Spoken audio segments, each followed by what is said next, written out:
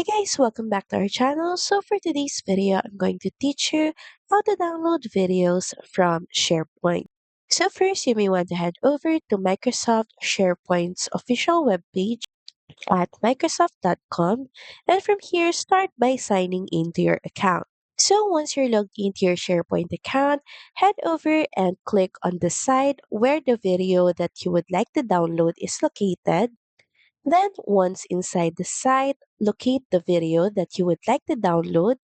You can click on it to view it first. Then, next is tick the circle beside it or click on it.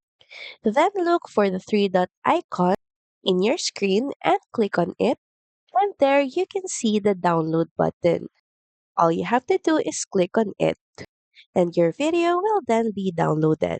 So that's pretty much it. Thank you very much for watching this video, and I'll see you again on the next one. Bye!